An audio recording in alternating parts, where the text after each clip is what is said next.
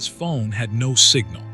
He had checked it at the trailhead, checked it again at the first ridge, and accepted somewhere around mile 4 that he was in one of the AT's notorious dead zones.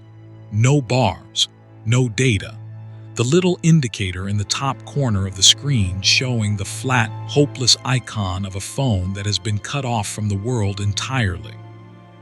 So when the message arrived at 11:47 at night, while he was lying alone in his tent 6 miles from the nearest road in the Virginia backcountry, he stared at the notification for a long time before he trusted what he was seeing. It was a text message from a number with no contact name attached, and the message read, "I can see your tent from here. I have been watching it for a long time. You need to leave before it comes back." He sat up.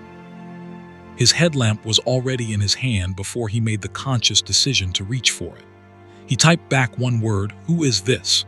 and watched the screen. No signal, no bars. The message could not have arrived, but it had arrived. And 3 seconds after he sent his reply, the phone buzzed again. The new message said, "It doesn't matter who I am. What matters is that I have been missing for 23 years and I am still on this trail and I cannot leave and you still can. Please, go now." Tonight, 3 people walked into the Appalachian wilderness and found something that modern science, emergency services, and every rational framework available to ordinary human beings has been unable to account for. These are the accounts they left behind. Welcome to Mr. White Horror, where the unexplained gets the floor it deserves. Settle in, turn nothing off, and understand that every story you are about to hear began as an ordinary hike that someone planned, prepared for, and looked forward to. The mountains decided otherwise. Story 1. The Messages from the Missing. Owen Bassett was a 36-year-old software developer from Charlotte, North Carolina, who hiked the way other people gamed, intensely, systematically, with careful attention to gear optimization and logistical efficiency. He had built a custom spreadsheet that tracked base pack weight across different trip configurations, cross-referenced against seasonal temperature ranges, and expected precipitation data for specific AT sections. He knew his gear intimately: a Z-Pax Arc Hall carbon fiber frame pack, a Nemo tensor sleeping pad with an R value of 3.5, a hyperlight mountain gear shelter that weighed 11 ounces. He was not a person who made careless decisions in the backcountry, and he was not a person whose accounts of events could be easily dismissed as the product of an excitable or unreliable mind. He was precise, measured, and thoroughly documented in everything he did, including the account he filed with a backcountry hiking forum in November of 2022, which has been read, as of its last archival snapshot, over 200,000 times.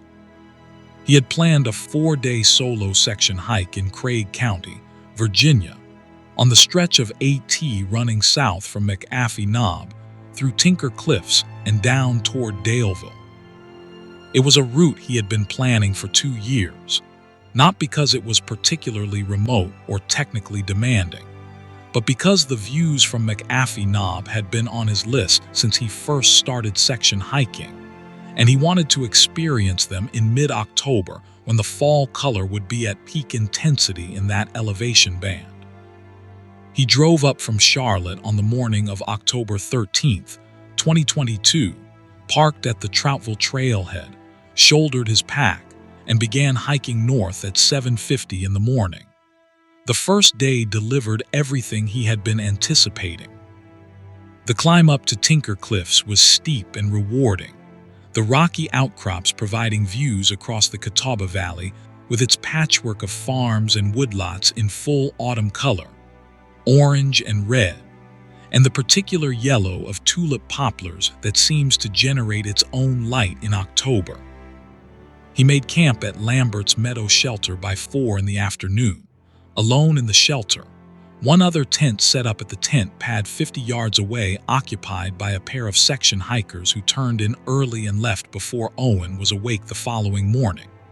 He ate a dinner of freeze-dried beef stew, made a journal entry, checked the weather on his Garmin InReach, clear and cold, lows in the upper 20s, and confirmed what he had already noted: zero cellular signal. He was in one of the reliable dead zones that AT section was known for, which he had anticipated and accepted. He put his phone in his pack's top pocket, where he kept it during trips not for communication but for its camera and offline map app, and went to sleep at 9:30. He woke at 11:47 p.m. to his phone buzzing. He knew it was his phone because he knew the specific vibration pattern of a text notification, 2 short pulses, and he had been using that phone long enough that the pattern registered in his sleeping brain before he was fully conscious. He lay still for a moment, processing the impossibility of receiving a text in a known dead zone on a night when his signal indicator had shown no bars since the trailhead. Then he picked up the phone and read the message. The number was a 10-digit sequence with a Virginia area code. No contact name. The message read, "There is something moving in the trees on the north side of your campsite. It has been there since you made camp. It circles at night, but it does not come inside the shelter clearing. Do not use your headlamp. Do not look at it directly. It reacts to light and to eye contact. Please." Owen sat up. Every logical faculty he possessed immediately began constructing explanations. A cached message finally delivered hours late. A phantom signal briefly caught from some distant tower. Another camper nearby with a long-range device making a prank. These explanations presented themselves quickly and efficiently, and he observed them with the detached clarity of someone who is simultaneously perfectly awake and perfectly cold with a fear he had not felt since childhood. He checked his signal indicator. No bars. The Garmin inReach, which used satellite communication, showed a full connection, but the Garmin was not what had buzzed. His personal iPhone had received a text message with no signal to carry it. He typed back, "Who is this? How did this get through?" He watched the screen. 30 seconds, a minute. He was about to put the phone down when the reply came. "My name is Lorna Vass. I went missing on this trail section on October 19th, 1999. I know that is not possible, I know that. But I am here and I cannot leave, and whatever is in the tree line at your campsite is the same thing that has kept me here, and I need you to know that if it touches you before you get off this trail, you will not be able to leave either. Are you still in the shelter or the tent?"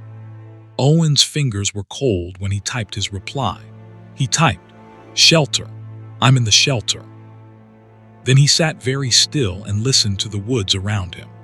The Appalachian forest at night has its own sound vocabulary: the tick and creak of cooling wood, the occasional movement of small nocturnal animals, the distant call of an owl, the settling sounds of a forest in temperature transition. Owen had slept in enough AT shelters to have cataloged that vocabulary well. What he was hearing now was not in it. From the tree line on the north side of the shelter clearing, a distance of perhaps 40 feet, there was a sound of sustained, deliberate movement, not the brief rustle of a foraging animal. Movement that paused, resumed, in a rhythm that suggested intent. The movement of something that was not foraging but patrolling, circling the clearing slowly, maintaining the tree line as a boundary. Something large enough that its movement through dry October leaves was audible from 40 feet away. His phone buzzed. "Good, stay inside the shelter. It does not cross into cleared areas with structure. I don't know why, but it won't come in. Please don't look at it and don't use your light. That is when it comes to the edge." Owen asked the question that had been forming since the first message. "How are these messages coming through? I have no signal." The reply took 4 minutes. When it came, it was longer than the others. "I don't know how it works. I only know that on some nights on this section of trail I can reach people. Not often, not reliably. I found a hiker in a tent in 2008 and warned him, and he left the next morning, and I found someone near Tinker Cliffs in 2015 and they left. The ones I don't reach in time stay. There have been 3 since me. You would not recognize their names because they were listed as lost hikers, and their cases were closed, and their families stopped looking. Please leave in the morning at first light and don't stop walking until you reach a road. Please don't try to find me. There is nothing to find. The movement in the tree line continued until approximately 4 in the morning. Owen lay on the shelter floor with his back against the rear wall, his bear spray in his right hand, his headlamp switched off, and watched the tree line in the weak ambient light of a clear, cold half-moon night. He could not see what was moving there. He could only hear it, the slow, patient circulation of something that had all night and knew it. At 4:15, the sound stopped. At 5:40, the sky began to light. At 6:02, Owen packed his gear in complete silence, stepped out of the shelter, and walked south toward Daleville at the fastest sustainable pace he could maintain. He reached U.S. Highway 220 near Daleville at 9:50 in the morning. He called a ride from a gas station, drove back to Charlotte, and spent 4 days doing something he did not share in detail in his forum post, researching the name Lorna Vass in connection with the Craig County, Virginia area and the AT. He has declined to share what he found, if anything, in any subsequent communication on the topic.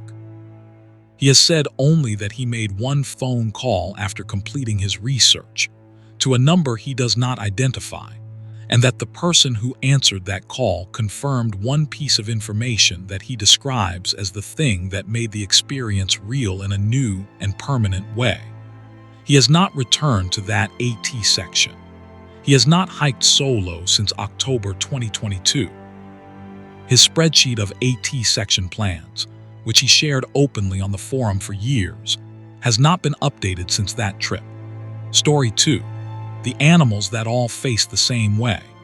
Sandra Oyelek had been a nurse for 18 years, and the professional discipline of nursing, the requirement to observe clearly, record accurately, and maintain composure in conditions that most people would find destabilizing, had shaped her relationship with unusual experiences in a very specific way. She did not panic easily. She did not exaggerate. She had a deep respect for the limits of her own knowledge and an equally deep commitment to reporting what she had actually seen rather than what she could explain. These qualities were why the hiking community that heard her account online in March of 2023 found it so difficult to dismiss. Sandra Oyelek had no motive for fabrication, no history of sensationalism, and a writing style in her forum post that was methodical, precise, and entirely free of the theatrical flourishes that typically mark invented accounts. She wrote the way she charted patients, chronologically, factually, with specific times and observations, and a clear notation wherever something moved from objective record into her personal interpretation. She and her husband Clint, a 47-year-old high school football coach from Pittsburgh, Pennsylvania, had planned a 3-day anniversary hike on the AT near Harper's Ferry, West Virginia. It was the same section they had walked on their 5th anniversary, in 2010, and repeating it 13 years later was Clint's idea. A sentimental gesture that Sandra had agreed to with the affectionate skepticism of someone who knew her husband well enough to recognize when his romantic instincts were genuine. They were experienced enough hikers, annual trips to various mid-Atlantic sections, proper gear, no illusions about comfort, without being the kind of dedicated backcountry travelers who logged mileage obsessively. They hiked because they enjoyed it, and because it gave them uninterrupted time together in a context that their domestic life, with its 2 teenage children and competing professional schedules, rarely provided. They began at the AT crossing of U.S. Route 340 outside Harper's Ferry on the morning of May 6, 2023, heading north into the Harper's Ferry National Historical Park, and then into the C&O Canal and Virginia sections of the trail. The weather was ideal mid-60s, partly cloudy, a light south wind that kept the humidity manageable.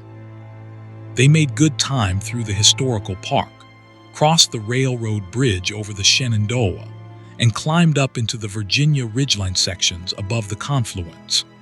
Sandra noted in her account that the trail through this section had a particular quality that she described as very alive: abundant bird song, frequent deer sightings, a general sensory richness that reminded her of why they had chosen this particular route. The animal behavior began changing around mile 9, approximately 2 hours after they crossed into the Blue Ridge Mountain section above the Virginia state line. The first thing Sandra noticed was a deer standing in a rhododendron thicket roughly 30 feet off the trail to their left. Not unusual in itself, white-tailed deer were a constant presence on this section of AT, comfortable enough with human trail traffic to hold their ground at close distances. What registered as unusual was the deer's orientation. It was not facing the trail, as deer typically did when alerted to human presence, turning to assess the potential threat, either preparing to flee or deciding to hold still. It was facing away from them, perpendicular to the trail, its attention directed uphill and to the north, toward the ridge above them.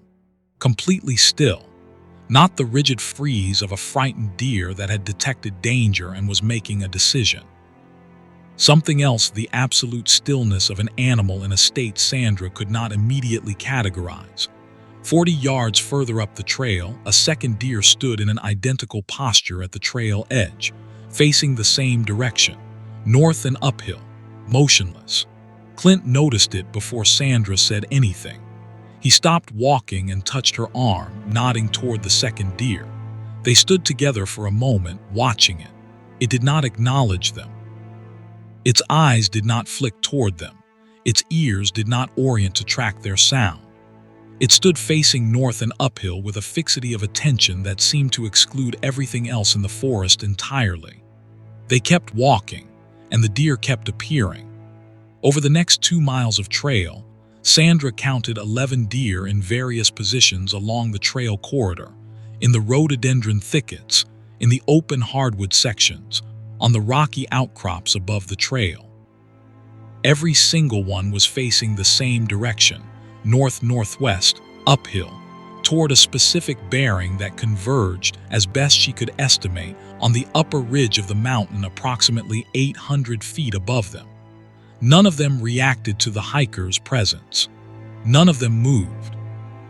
A group of 5 stood together in a small meadow clearing beside the trail like statues, their bodies oriented with a uniformity that looked arranged rather than natural, their heads all elevated to the same angle, their eyes all directed at the same invisible point above them on the ridge. Then the bird stopped singing, not gradually. Between one step and the next, the forest went from its normal May richness of bird sound, the layered complexity of warblers, vireos, thrushes, and woodpeckers that Sandra had been hearing all morning, to complete silence. The kind of silence that has weight and texture. Clint stopped walking instantly, the silence landing on him as a physical change in the environment. They stood in the middle of the trail and listened to nothing. Not reduced sound, not quiet.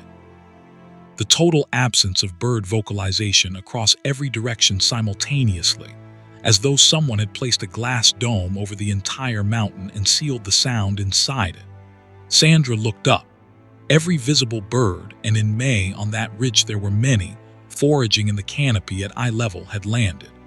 Dozens of birds on every branch in her field of view, on the ground, on the rocky outcrops, and every single one was facing north-northwest, the same bearing as the deer. The same convergence point on the upper ridge. Clint said, "What is on that ridge?" They looked up together at the ridge above them. The upper tree line was visible through gaps in the canopy, mixed spruce and hardwood at the crest, the pale limestone outcrops of the ridge spine showing through the foliage. And on one of those outcrops, at a distance Sandra estimated at roughly 600 feet of vertical elevation above their position, something was standing. She could not identify it at that range with any precision. It was large, substantially larger than a human figure, though the distance complicated exact judgment. It was motionless, standing on the exposed limestone with a complete stillness that matched the stillness of every animal on the mountain below it. It was upright. Its outline was wrong in a way she found difficult to articulate in her account. Not wrong like an unfamiliar animal, but wrong like something that had got the large-scale elements of a shape correct and had not yet attended to the finer details. She stared at it for what she estimated as 90 seconds. It did not move. It stood on the ridge above them and appeared to be looking down into the valley below it at something she could not identify from her position. Then it moved. One step, two steps, deliberate and slow, along the ridge crest. Every animal on the mountain below it moved in the same moment, not fleeing, not scattering, but orienting to follow its movement, tracking it along the ridge the way iron filings track a magnet across a surface. The birds walked on their branches to face the new direction. The deer shifted their bodies in unison. The entire biological community of that mountain section rotated slightly as the thing on the ridge took its 2 slow steps and stopped again. Sandra took Clint's hand and they walked, rapidly and quietly, back down the trail the way they had come. They did not discuss it. They did not look back. They reached the trailhead at Route 340 in under an hour and drove home to Pittsburgh without stopping. Sandra wrote her account that evening while everything was still precise in her memory. She called the Harpers Ferry National Historical Park Ranger Station the following morning to report what they had observed. The ranger who took her call was polite and professional and told her that the park received reports of unusual wildlife behavior periodically and that her account would be documented. She asked if there had been other similar reports from that section recently. There was a pause. Then the ranger said that he was not able to share information from other incident reports. Sandra has interpreted that pause in the only way available to a person who observes and reports accurately for a living. She told Clint what she thought it meant. He agreed. They have not been back. Story 3. The Black Blazed Trail. Felix Drummond was 31 years old, a graphic novelist from Portland, Maine, who had spent the last 4 years of his professional life drawing monsters. Not the Hollywood variety, not the commercially safe creatures of mainstream horror, but the specific, deeply regional monsters of rural American folklore. The ones that appeared in WPA oral history records and 19th century county newspapers, and the careful margin notes of Protestant ministers who wrote things down, because they felt the documentation mattered even when the content defied their theology. He had published 2 volumes of an ongoing graphic novel series drawn from this research, and the 3rd was scheduled for publication in 2024. He understood the mechanisms of horror from a craft perspective, the way a musician understands the mechanics of an instrument, and he had developed what he called a productive immunity to the irrational, not a dismissal of strange experience, but a structured way of receiving and examining it that kept the experience from becoming overwhelming. He knew how monsters were built. He knew how fear worked. He believed, thoroughly and professionally, that the Appalachian region was one of the most horror-saturated landscapes in North America. He did not believe, prior to September of 2022, that any of what he researched and drew was literally present in the places he wrote about. He believes that now.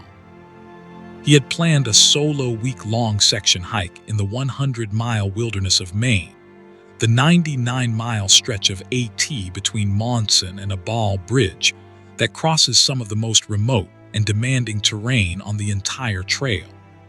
The 100-mile wilderness had no road crossings, no resupply points, and no reasonable exit options once entered. It required 7 to 10 days of self-sufficient backcountry travel through boreal forest, river crossings, and high-exposed ridges that had a deserved reputation for dangerous conditions even in summer. Felix was a capable hiker who had prepared for the section with appropriate seriousness. A full week of food, a detailed emergency plan filed with a friend in Portland who knew the specific route and would contact Maine AVCSAR if Felix missed his exit check-in by more than 24 hours.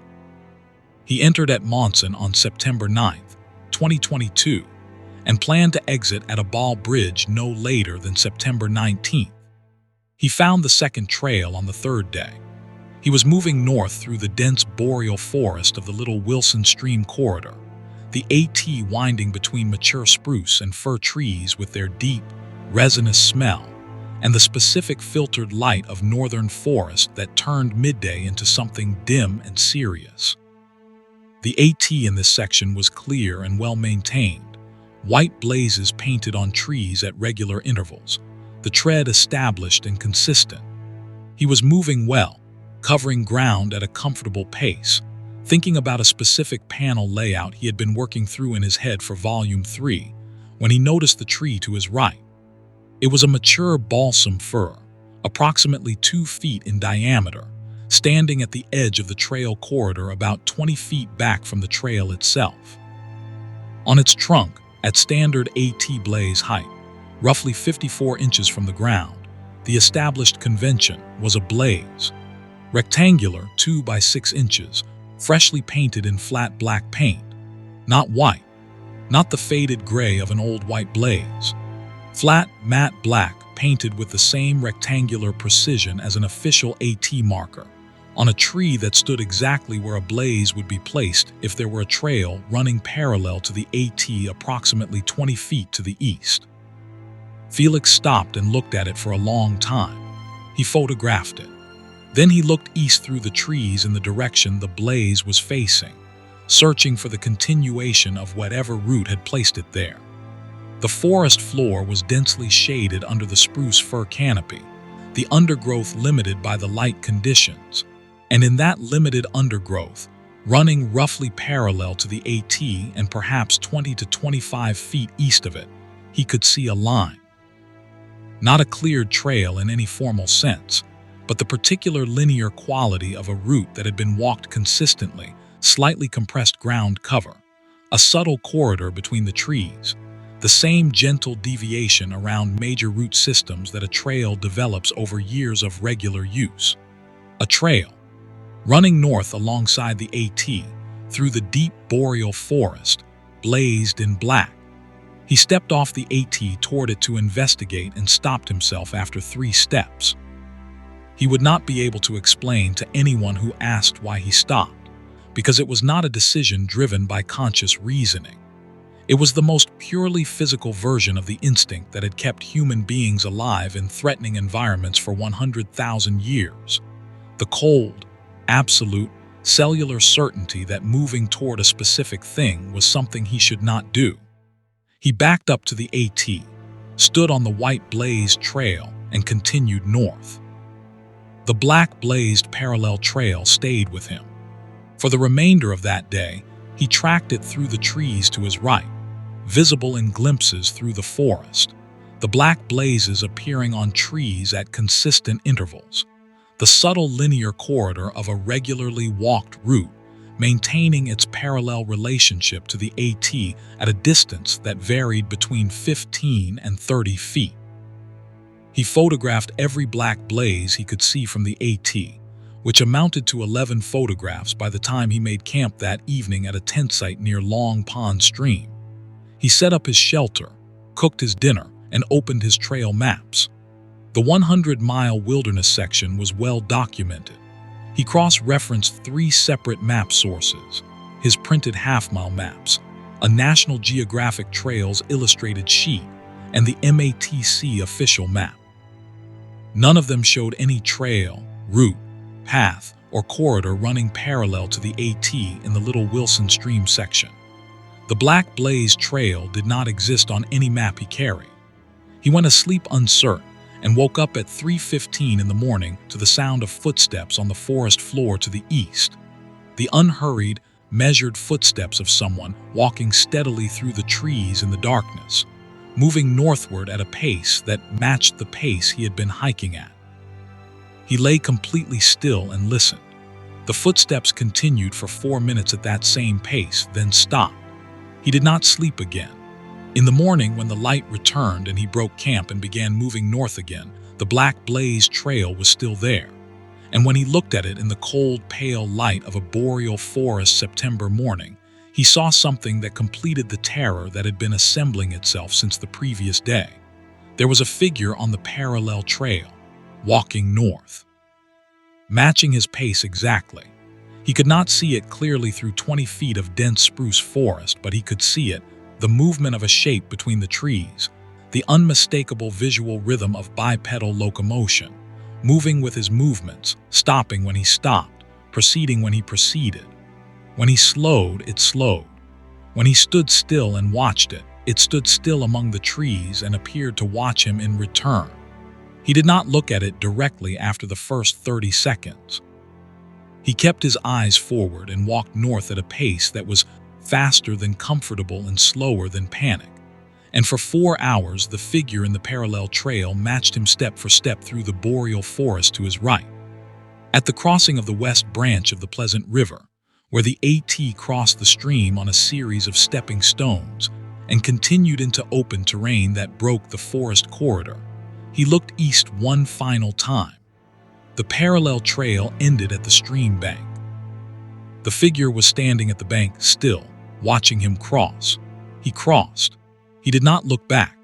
He hiked 6 miles past his planned camp that day without stopping and spent the night on an exposed ridgeline with nothing but open sky around him and no trees close enough to conceal anything.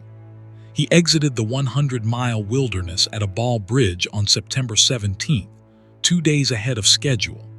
He has shared his photographs with 3 separate outdoor recreation communities online. The black blazes are visible in all 11 photographs, clearly rectangular, clearly black, clearly at standard blaze height. No one has been able to identify the authority or individual responsible for placing them. Maine's AT Trail Management Organization, which maintains that section, has stated formally that no alternate route or blaze marking program exists or has existed in that corridor. Felix has returned to drawing his monsters for Volume 3.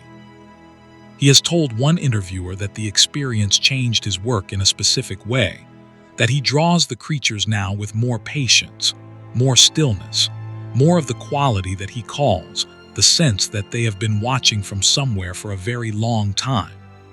He was asked whether he intended to go back to the 100-mile wilderness to investigate further.